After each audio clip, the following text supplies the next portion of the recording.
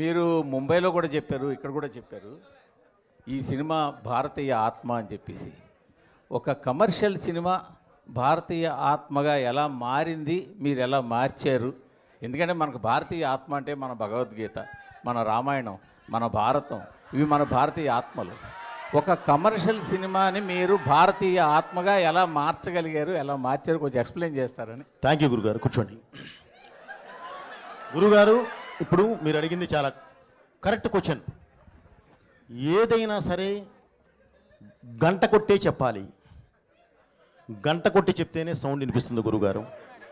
అది సాత్వికంగా చెప్తే ప్రతి ఒక్కళ్ళు చెప్తున్నాం, నో డౌట్, కాదంటలేదు.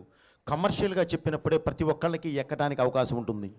చదువుకునే రోజుల్లో బండ గుర్తు అంటామండి. అలాగే దీనికి ఒక ఇది చెప్పాము. ఇప్పుడు మీరు చెప్పారండి, భగవద్గీత, రామాయణం, మహాభారతం, ఎక్సెట్రా ఎక్సెట్రా మొత్తం చెప్పారు గురుగారు. మీరు నమ్మండి, రేపు చూడండి గురుగారు, ఈ 3 సినిమాలో ఉంటాయి.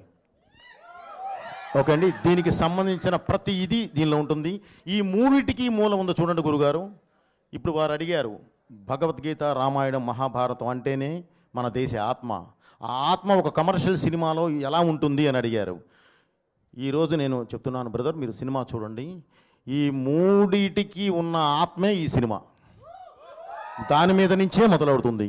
సో అందుకే చెప్పాను, ఇది ఈ దేశ ఆత్మ, ఈ దేశ పరమాత్మ, ఈ దేశ ధర్మం, ఈ దేశ ధైర్యం ఏంటి.